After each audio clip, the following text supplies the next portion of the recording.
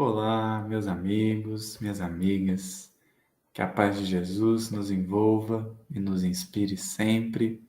O capítulo em questão, 88, do Livro da Esperança, é intitulado Em Louvor da Prece. Esse título chama a atenção. Em louvor da prece. O que nós podemos fazer para louvar a prece?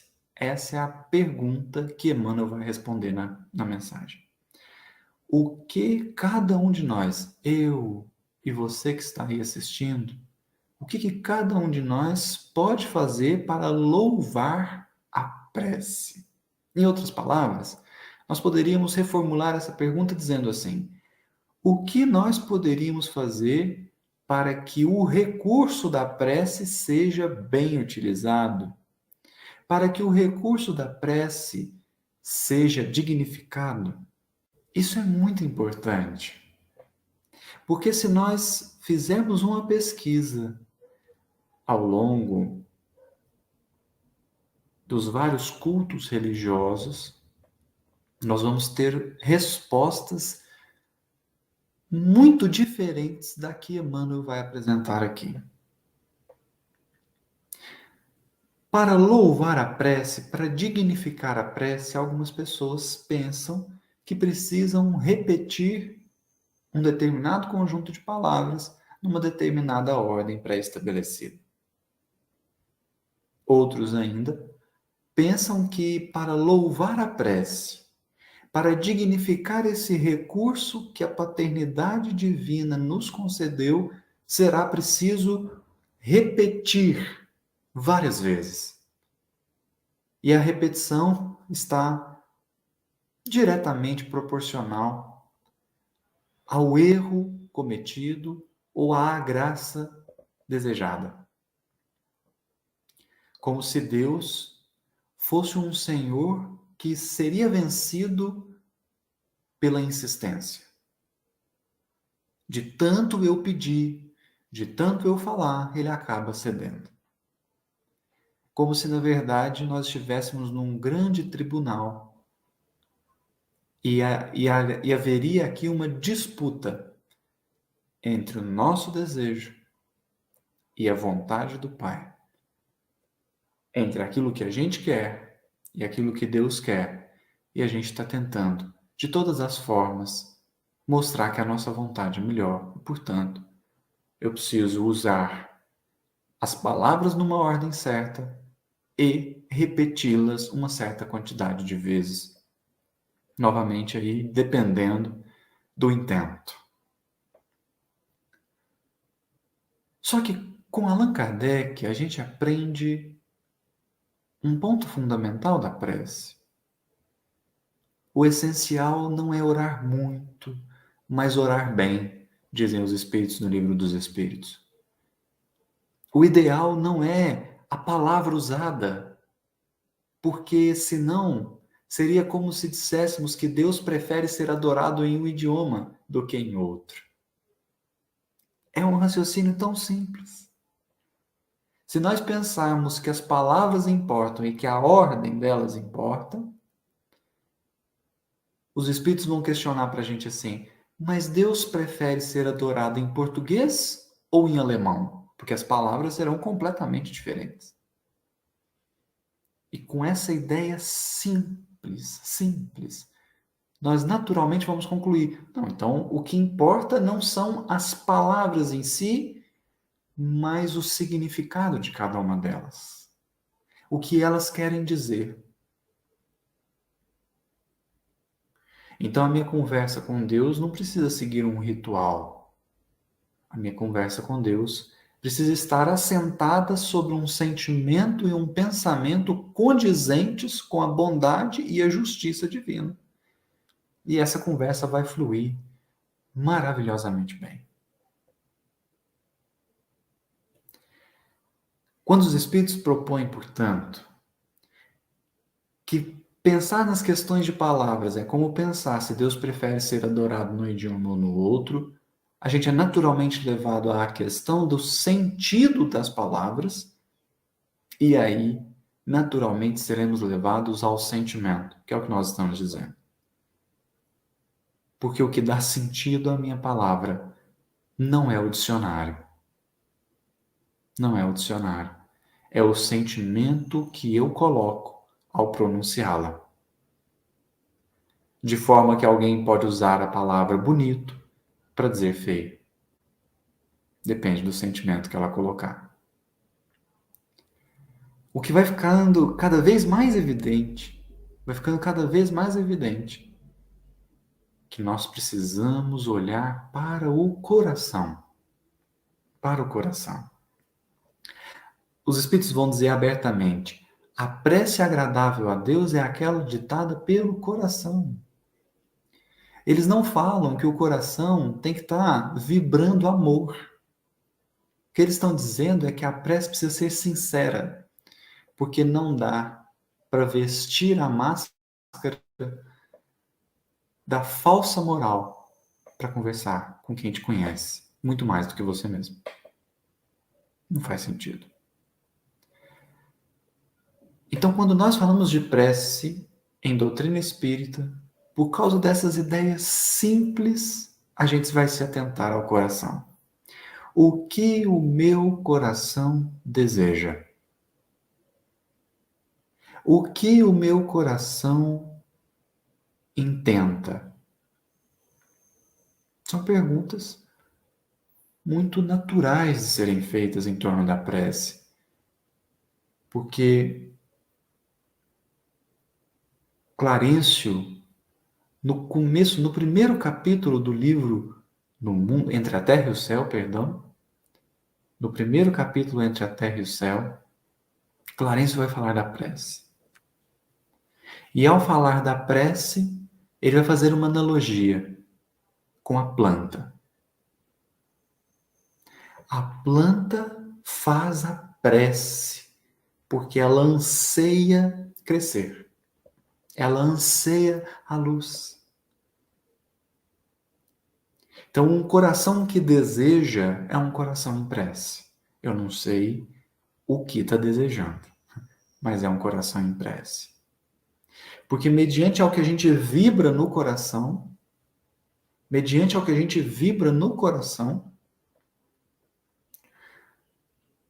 vai determinar a densidade do pedido. E pela densidade do pedido, nós vamos alcançar uma ou outra resposta do Criador. Alguém que esteja com o coração tomado pelo desejo da posse, talvez receba como resposta do Criador a lição do desapego. E o coração que vibra caridade, que irradia a virtude por excelência, recebe do Criador caminhos para percorrer. Então, com essa análise, ou melhor, com essa perspectiva, a pergunta inicial fica ainda sem resposta. O que fazer para louvar esse recurso? Porque a prece é um recurso. A prece é algo que a gente pode recorrer, que a gente pode lançar mão. Eu não tenho mais nada para fazer, continuarei em preces. Porque a prece acompanha sempre. Minhas possibilidades de ação estão restritas, então farei a prece, ou continuarei em prece. Mas o que pode louvar, dignificar esse recurso que o Criador nos deu? Porque se a gente for pela ideia de seguir um roteiro, seja pela ordem, seja pela quantidade de palavras, falta substância. Fica raso, fica superficial. Mas então o que fazer para louvar? Porque a prece é um extraordinário recurso. Extraordinário recurso. Visando responder essa pergunta, Emmanuel escreve a mensagem. Para isso,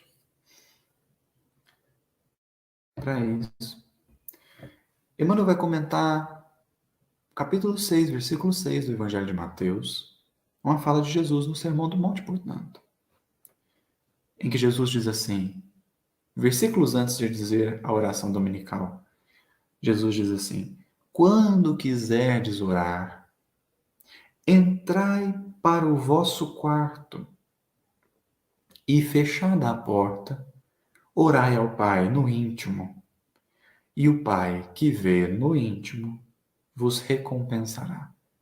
Essa é uma fala de Jesus. O que é curioso, a gente sabe que quarto aqui não é o quarto da minha casa, ou pelo menos não necessariamente. A porta aqui não é a porta do meu quarto, da minha casa, necessariamente. Mas o que Jesus está pedindo de nós aqui é volta para o seu íntimo. Volta para a sua intimidade. Volta o olhar para você mesmo. O que está no coração? Se compreenda, se conheça. Mas é interessante Jesus dizer isso aqui, e a gente já interpretar dessa forma, porque na prática parece que a gente esquece. Então a pessoa ela chega para fazer a prece, ela tem certeza que ela fará a melhor prece de todas se ela só fechar os olhos e juntar as mãozinhas e pronto. Veja, entrai para o vosso quarto, fechai a porta. O que Jesus está dizendo? Acalma o seu íntimo, respira, acerena. Presta atenção no que está no seu coração, na sua mente, sabe? A oração não é fechar os olhos, juntar as mãos e repetir palavras. A oração é um movimento da alma em direção ao Criador. E como que a gente vai movimentar a nossa alma se a gente está completamente desequilibrado, desarmonizado dentro de nós? A serena. Vai fazer a prece? A serena. Sabe? A calma. Foca no que está fazendo. Se escuta. E aí a conversa com Deus já vai começar. Então, prece que Emmanuel está dizendo aqui, ou melhor, prece que Jesus está dizendo aqui, que Emmanuel está se referindo, não é a prece que a gente faz normalmente assim. É aquela prece que nosso espírito se movimenta nela. Geralmente, nos momentos de grande aflição ou de grande conquista. São as melhores preces que a gente faz. Porque o nosso coração está dentro daquilo que nós estamos falando, aquilo que nós estamos vibrando. Então, quando Emmanuel se refere à prece, ele está dizendo essa prece aqui que Jesus está recomendando. A prece em que eu me conecto com mim mesmo e com Deus. E movimento a minha alma em direção a Deus. E também uma fala que está em Evangelho segundo o Espiritismo, capítulo 27, item 4. Está dito assim: orai, enfim, com humildade, como o publicano, e não com orgulho, como o fariseu. Examinai os vossos defeitos, não as vossas qualidades, e se vos comparardes aos outros, procurai o que há de mal em vós. Parece uma visão pessimista de si mesmo. Parece que Kardec está propondo aqui que a gente se menospreze, mas não é. O que Kardec está propondo aqui é que a nossa prece seja efetiva. Efetiva. Porque aquilo que nós já fazemos bem já são qualidades conquistadas, já são virtudes conquistadas. Elas são importantes no dia a dia. Claro que são. Só que muito mais importantes do muito mais importante do que o que eu já conquistei é o que eu ainda tenho por conquistar. Então imagina o artista pintando o quadro de uma praia. Aí ele pinta o sol e para. Aí não adiantou, ué. Não cumpriu o objetivo. Não, ele ficou contemplando o sol. Ele achou tão bonito o sol que ele pintou, ele parou aí. Não, mas era para fazer a praia inteira. Pois é. Entende? Então, quando Kardec está pedindo para a gente assim, olha os seus defeitos, ele está dizendo assim, olha para aquilo que você ainda tem que trabalhar. Porque o que você já conquistou, ninguém tira. A gente só não pode se satisfazer com o medíocre. Evolução espiritual não é para quem fica na média. Não é. A evolução espiritual é para quem anseia o bem. 100%. 100%. Bom, aí Emmanuel vai começar a aula. Aí Emmanuel vai começar a aula.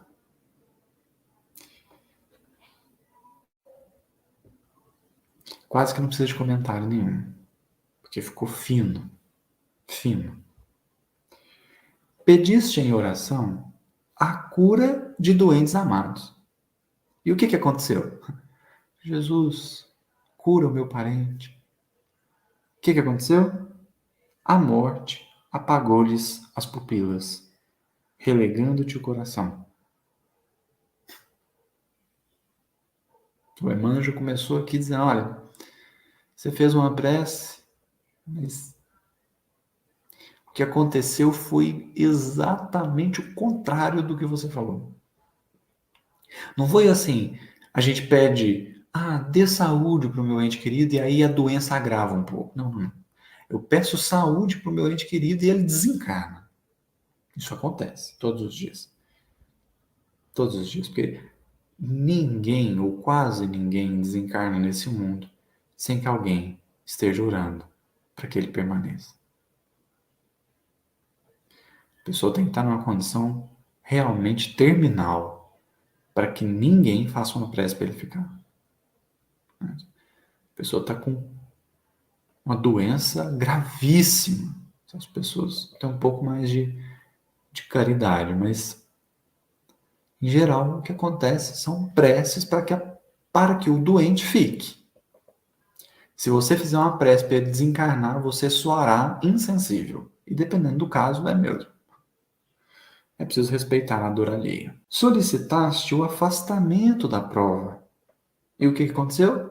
O acidente ocorreu, esmagando-te as esperanças.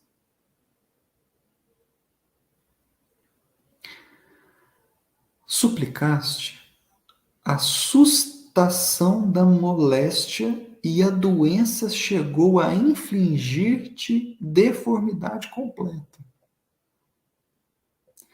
Imploraste suprimentos materiais e a carência te bate à porta. O que o Emmanuel está propondo aqui? Várias situações em que as preces aparentemente não foram atendidas. Não foram atendidas. O que fazer para louvar mesmo essas preces? Entende? O que fazer para dignificar mesmo essas preces?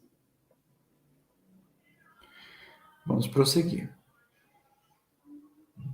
Mas, se não abandonares a prece, se nós insistirmos na prece, aliada ao exercício das boas obras, granjearás paciência e serenidade, entendendo, por fim, que a desencarnação foi socorro providencial, impedindo sofrimentos insuportáveis. Lembra do parente que no primeiro parágrafo foi feita a prece para ele sarar e ele desencarnou? Se nós persistirmos na prece, nós vamos compreender que a desencarnação, na verdade, foi socorro providencial, impedindo sofrimentos insuportáveis. Por que é difícil enxergar isso aqui? Porque não aconteceu. Nós só temos uma realidade, o resto é imaginação. E na imaginação dá tudo certo. Então o parente fica doente, eu peço para ele sarar e ele desencarna. Porque existe a realidade da desencarnação e existe a minha imaginação dizendo que se ele tivesse ficado encarnado, meu Deus, mas a vida seria uma bênção. Será? Será? É porque a gente não consegue enxergar as realidades possíveis e a gente não consegue enxergar a dor quando ela não chegou para a gente. A dor que não chega não é vista e, portanto, haveria de ser imaginada ou intuída. Por isso a perseverança na prece. Para que se desdobre aos nossos olhos as possibilidades de dores maiores do que a que a gente está vivendo. Paulo diz na primeira carta aos Tessalonicenses: em tudo dai graças, porque essa é a vontade de Deus a vosso respeito. O que nos acontece, não as situações que a gente provoca, mas o que nos acontece, aquilo que nos encontra, é da vontade de Deus. Pode não ser agradável segundo os nossos parâmetros, mas ela sempre é a melhor possível. Então, se a gente persistir na prece, lembra, a prece ditada pelo coração, a gente vai perceber, ou vai conseguir sentir, vislumbrar, que o que aconteceu foi de fato melhor. Porque a gente acha que existe sempre a possibilidade da perfeição. Mas não existe. Não existe. Então acontece um acidente que eu não causei. Esse acidente me encontrou. Mas mesmo assim eu acredito que tinha como fugir dele. Da situação pode até ser que sim, mas da prova não. Eu podia evitar aquele acidente, mas a prova não. A prova não. Então eu começo a entender que eu estou passando pelas situações, quer quando eu estou envolvido, quando a situação é para outro, quer quando eu estou comprometido, quando a situação é comigo, estou vivendo coisas que não querem me destruir ou aniquilar, mas antes querem me soerguer, me amparar. Então, o mal que me acontece nem sempre é mal, como a gente pensa.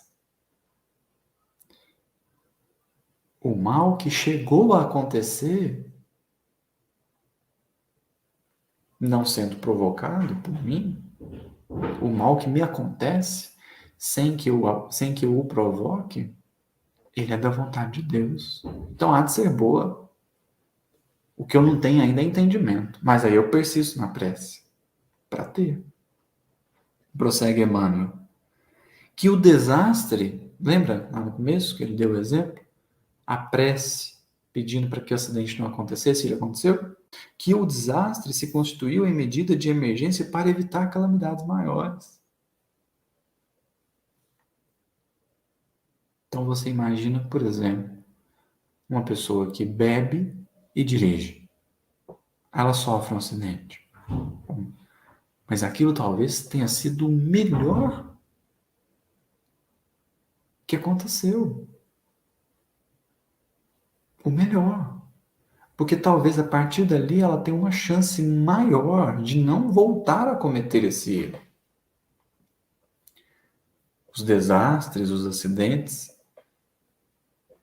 sempre trazem lições. Sempre. Que a mutilação física é defesa da própria alma contra quedas morais de seu erguimento difícil. A gente não faz ideia. A gente não faz ideia. As diversas possibilidades que a gente tem de cair. E se a gente olhasse do ponto de vista espiritual, muitas vezes a gente compreenderia que não ter a chance de cair é muito melhor. Muito melhor. Então, para alguém que é apegado ao dinheiro, para ele é muito melhor nascer pobre. Muito melhor. Alguém que seja viciado em poder, é muito melhor para ele que ele nasça como servo. Muito melhor para o espírito, para o crescimento, para o objetivo. E que as dificuldades da penúria são lições da vida, a fim de que a finança demasiada não se faça veneno ou explosivo nas tuas mãos. Da mesma forma, até aqui está óbvio, né? Até aqui não é segredo para ninguém. Até aqui está tudo tranquilo, está tudo dentro do que a gente já sabe, do que a gente já estuda, do que já está apresentado. Agora Emmanuel vai conduzir a gente a uns raciocínios mais sublimes, porque ele vai dizer assim: da mesma forma, quando suplicamos perdão das próprias faltas à eterna justiça, não bastam o pranto de compulsão e a postura de reverência. Hã? Como é que é? Quando eu faço uma prece pedindo perdão, não basta arrepender-se tão somente? E não basta louvar tão somente? São coisas necessárias? Sim, mas não são suficientes. Não são suficientes. Porque o que Emmanuel está conduzindo a gente a pensar aqui são em coisas mais altas. Até agora está muito no encarnado. Até agora está muito na vida física. É um acidente, é um desencarne, é um revés financeiro, sabe? Muito no físico. Mas agora ele está. Porque veja, o capítulo chama em louvor da prece. Se a gente usa esse recurso só para as questões materiais, meu Deus, é uma pena. É uma pena. Mas ele está dizendo, da mesma forma, ou seja, da mesma forma que acontece aos bens materiais, às questões que tocam a vida física, ocorre quando a gente pede perdão. Mas como assim? Acontece que a gente faz a prece pedindo perdão e continua aflito.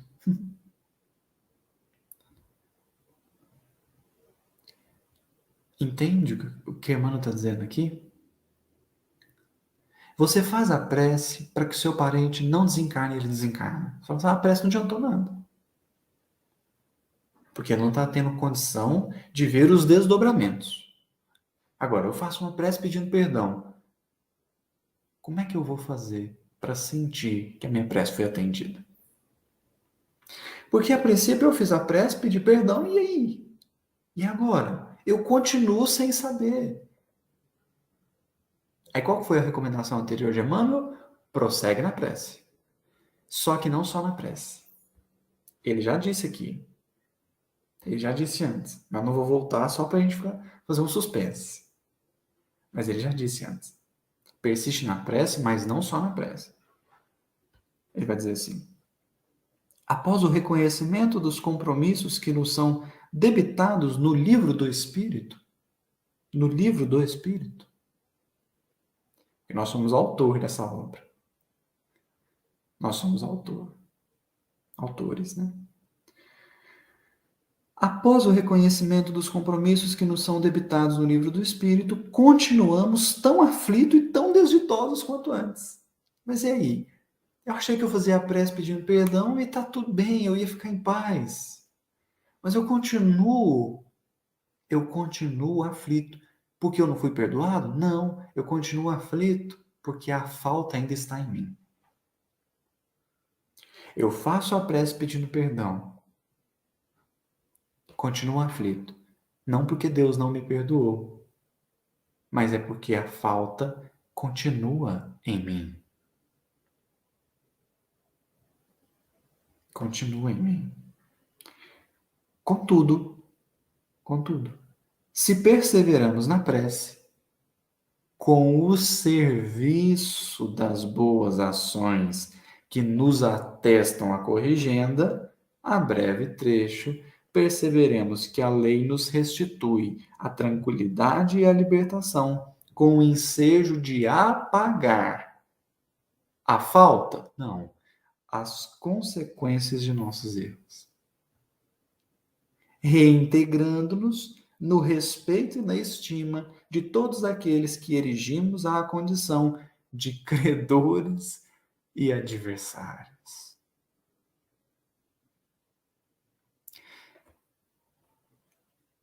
O que Emmanuel está dizendo aqui? Eu faço a prece pedindo perdão. Adianta?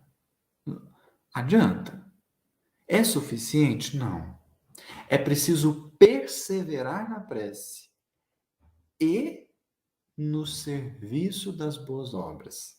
E aí nós perceberemos que a lei, veja o que Emmanuel está falando, não é o favor divino, não é a graça divina, é a lei, porque é da lei que quem faz o bem recebe o bem de volta. Isso é lei, é lei.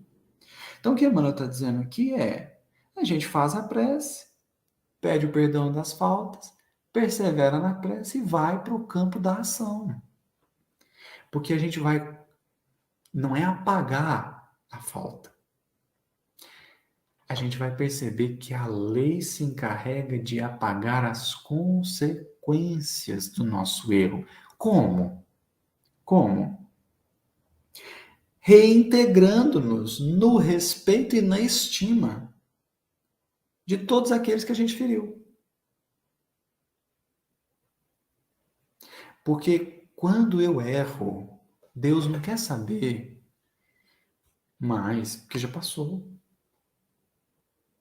Ah, porque eu fiz, como que eu penso? Não, não importa. O que importa é, e agora? E depois? E depois do erro cometido? Eu vou fazer a prece pedindo perdão. Maravilha. E agora?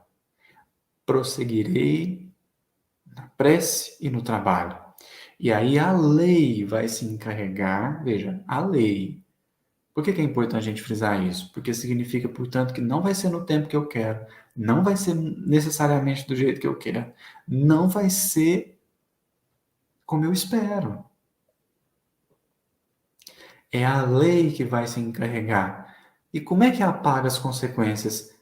Me reintegrando com a pessoa que eu feri. E a gente que pensou que podia viver longe do outro para sempre. Mas a única forma de interromper a ação má é sanando as consequências. Se guardas esse ou aquele problema de consciência, depois de haver rogado perdão à divina bondade, sob o pretexto de continuar no fogo invisível da inquietação, não te afastes da prece mesmo assim. Prossegue orando, fiel ao bem que te revele o Espírito renovado. Paulo, na mensagem Perdão das Ofensas no Evangelho segundo o Espiritismo, diz assim: Perdoar as ofensas é mostrar-se melhor do que era. Olha, perdoar as ofensas é mostrar-se melhor do que era. Então a pessoa vira para você e fala assim: ah, mas você é um ignorante. Aí você perdoa ela e já começa a mostrar que não, você não é tão ignorante assim. Ah, mas você é um insensível. Aí você perdoa ela e já demonstra no ato do perdão que não é tão insensível assim. E Emmanuel está falando a mesma coisa, só que para o outro lado da moeda, que é quando eu errei. Quando eu errei. Como é que eu faço para apagar as consequências do meu erro? Persisto na prece e nas boas obras, porque isso vai me renovar o espírito. Isso vai apagar a falta que tem em mim, não a falta que eu cometi, porque essa está gravada no tempo. Mas acontece que as faltas que eu cometi, eu carrego elas comigo. E é dentro de mim que elas precisam ser apagadas pela prece e pelo serviço no bem. A prece, olha o que a Emmanuel vai dizer, isso aqui é importante. A prece forma o campo do pensamento puro e toda construção respeitável começa na ideia nobre. Realmente, sem trabalho que o efetive, o mais belo plano é sempre um belo plano a perder-se. Não vale prometer sem cumprir. Então eu faço a prece pedindo perdão. Isso é o plano. É o plano de ação. É o campo de trabalho. Eu fiz a prece, abriu-se um campo de trabalho. Agora é preciso trabalhar. Porque se eu errei, significa que tem ferida aberta dentro de mim. Significa que tem parte minha doente. Significa que tem parte minha que precisa de cuidados.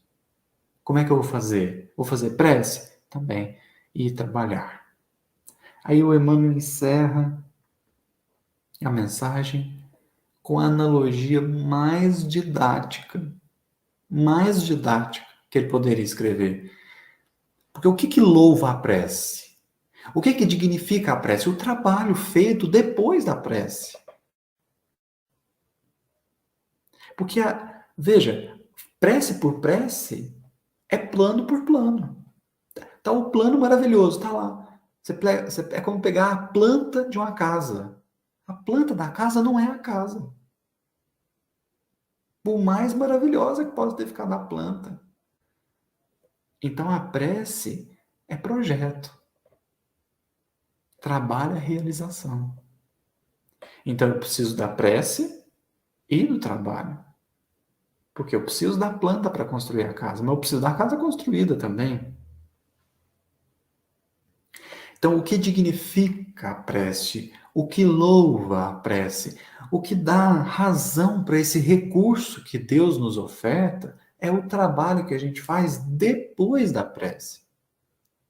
Porque demonstra que a gente já entendeu que não basta ficar na atitude da contemplação, do pedido, da veneração. É preciso executar a obra. É preciso executar a obra. E aí, o Emmanuel põe a analogia. Não tem como tirar uma vírgula, não tem como acrescentar nada. A oração, dentro da alma comprometida em lutas na sombra, olha, a oração, dentro da alma comprometida em lutas na sombra, assemelha-se à lâmpada que se acende numa casa desarranjada. A casa está caindo aos pedaços, está tudo errado na casa e você põe uma lâmpada. A presença da luz não altera a situação do ambiente desajustado e nem remove os detritos acumulados no recinto doméstico. Então a casa está suja, está tudo quebrado, você põe a lâmpada não consertou e não limpou nada.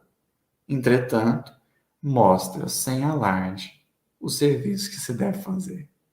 Iluminou o ambiente. A lâmpada em si não fez nada para melhoria, porque a lâmpada, perdão, não foi lá construir a parede de novo. A lâmpada não foi varrer o chão. O que a lâmpada fez? O papel dela, iluminar. A lâmpada na casa desajustada ilumina para mostrar o que deve ser feito, o que precisa ser arrumado, o que precisa ser olhado. Então a gente está em treva. A oração é uma luz.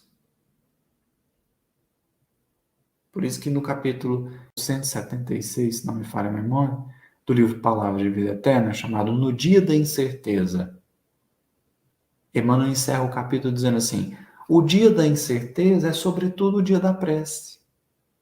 Sabe? O dia que a gente acha que a gente fez tudo errado. O dia que a gente acha que a gente não está caminhando para direção nenhuma. O dia que a gente acha que a gente está completamente perdido. O dia que a gente se acha um crápula, um monstro, enfim. O dia que a gente está inquieto, que a gente está angustiado, que a gente está ansioso. É sobretudo o dia da prece. Porque Emmanuel diz assim, quando a sombra chega, é o momento de fazer luz. Porque a prece é a luz. A luz ilumina. E ilumina com uma só razão. Para dar visão. Para dar visão. Então, o melhor jeito de louvar, de reconhecer a grandiosidade desse recurso que o Criador nos ofertou, é trabalhando depois que a gente já foi esclarecido. Eu já fui esclarecido naquilo que eu preciso melhorar. Se eu pedir perdão, eu já fui esclarecido no que eu preciso fazer para apagar essa falta em mim. Se eu pedir uma graça, eu já sei o que eu preciso fazer, o que eu preciso, onde eu preciso trabalhar.